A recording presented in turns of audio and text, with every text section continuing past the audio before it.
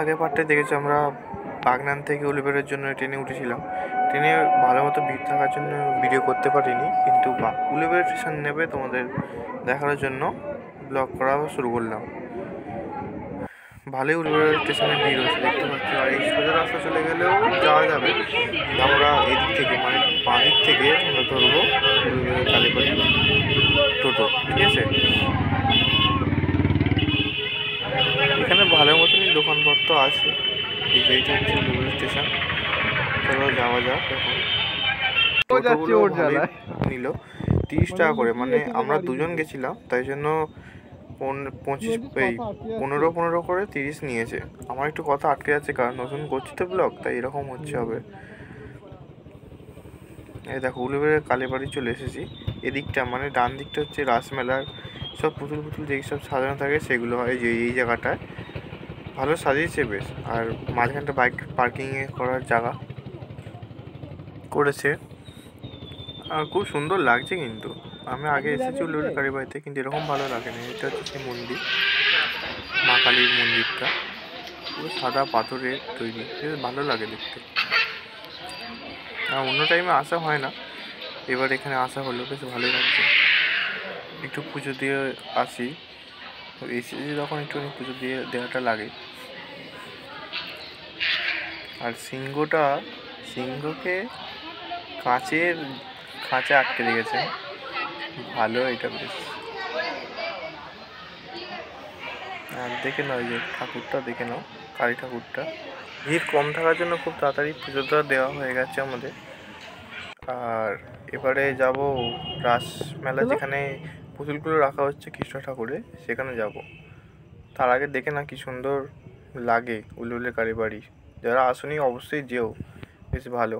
এই যে বেশ পুতুলগুলো খুব সুন্দর লাগছে, তোমরা দেখো তাহলেই বুঝতে পারবে। আমার তো খুব সুন্দর লেগেছে এই জায়গাটা এসে।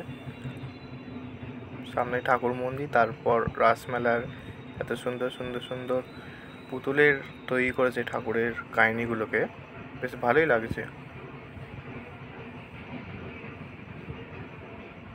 আমি সব ঠিকঠাক জানি না এই মূর্তিগুলো কীভাবে কী সাজিয়েছে, তো যতটুকু জানি ততটুকুই তোমাদের বলার চেষ্টা করব। আর হ্যাঁ, তোমাদের ভাইকে একটু প্লিজ ফলো করে দাও, ফলো করে সাবস্ক্রাইব করে দিয়ে লাইক করে দাও, যাতে এরকম আরও ভিডিও তৈরি করার জন্য মোটিভেশন পাই। আর এইটা হচ্ছে আসল রাস পুজোর যে পুতুলের কাহিনী, এইটা হচ্ছে রাস উৎসব। এদিকে যে মূর্তিটা করেছে বাচ্চারা দেখলে ভয় পেয়ে যাবে, কিন্তু অবশ্যই লাগছে, তবে ঠাকুরের তো।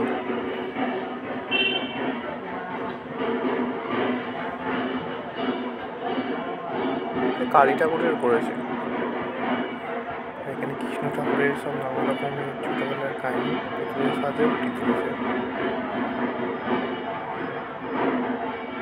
এটা ঠিক বুঝতে পারলাম নাকি, এইটাও বৃদ্ধাশ্রমে, যতটুকু মনে হচ্ছে বৃদ্ধাশ্রমে কাহিনীটা ফুটিয়ে রেখেছে। আর এখানে হচ্ছে জগন্নাথ ঠাকুরের মূর্তি, সব নানা রকম কথা বলছিল এই পুরোমশাইটা।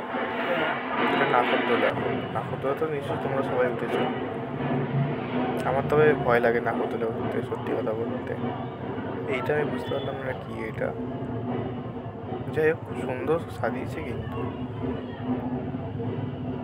এটা কলতলা দিয়ে কিছু করেছে হয়তো।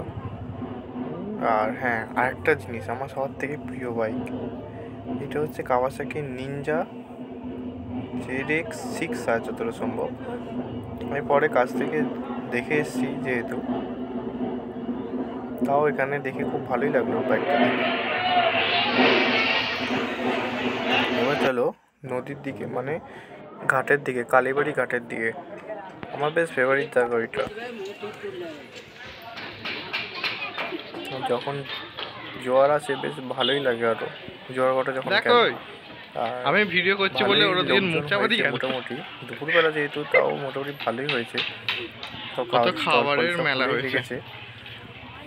মেলা খুব সুন্দর বসে, মেলা খুব বড় করে বসে নাকি শুনেছি। কি নিয়ে যাবি? এই প্রথম এলাম যেহেতু তাই ঘুরে দেখাচ্ছি, আমিও দেখছি, তোমাদেরকে দেখানোর জন্য ভিডিও করছি। দূরের নাগরদোলাটা এখন বন্ধই আছে, যেহেতু এটা দুপুরবেলা তাই বন্ধ করেই দেখেছি। ওদিকে আরও নানা রকমের উঠেছে, আর এটা হচ্ছে শিব ঠাকুর, সব কিছুই রয়েছে এখানে। বাচ্চাদের খেললাম সবই রয়েছে এখানে।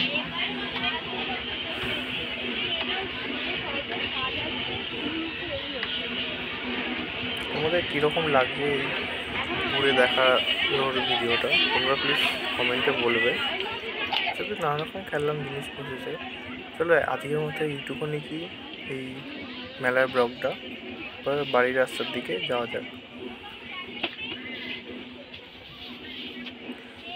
এবার বেরিয়ে পড়েছি উল্লুর বাড়ি থেকে। এখান থেকে 30 টাকা লাগে, যেহেতু আমরা দুজনে এসেছি। আসার সময় তোমাদেরকে বলেছি এখান থেকে স্টেশন পর্যন্ত 10-15 মিনিট টাইম লাগে। দেখো বাইরের জায়গাটা, রাস্তা চিনে রাখো অবশ্যই, তোমরা জানো যেহেতু তাও দেখিয়ে রাখছি। আর এখানে উল্লুপুরে কোর্ট আছে, কোর্টটা দেখানোর চেষ্টা করছি একটুখানি। পুরোটা দেখে থাকবো, তাহলে অবশ্যই লাইক করে দিও আর চ্যানেলটা সাবস্ক্রাইব করে দাও প্লিজ।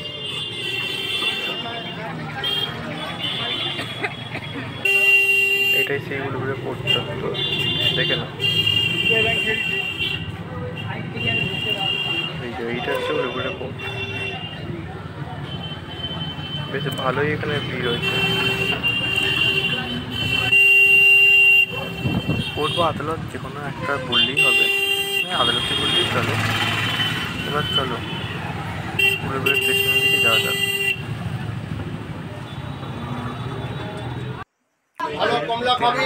বাগানে যাওয়ার জন্য স্টেশন ছেড়ে ট্রেনের মধ্যে ছিল, তাও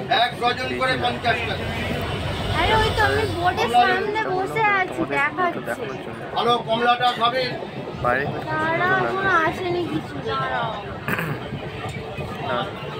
বেশি আর ভিডিও করতে পারছি না, আমাদের বাড়ির উদ্দেশ্যে যাওয়া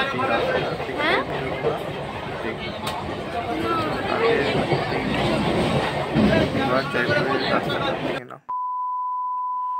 এখানে বলতে আমরা এবার জয়পুরে ঢুকে গেছি, জয়পুরের জোরমাঠ জায়গাটা, জয়পুরে ঢোকার মুখেই রাস্তাটা পড়ে।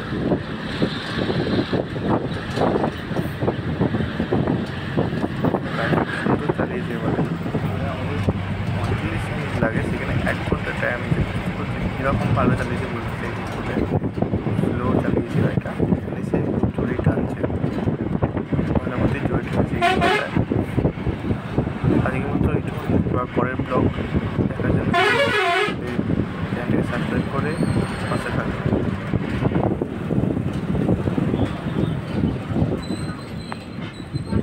আর সবাই ভালো থাকবেন এবং সুস্থ থাকবেন।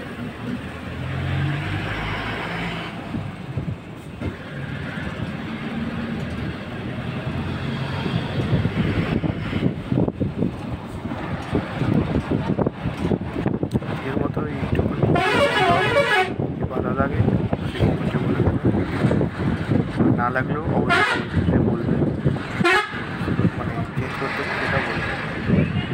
টাটা।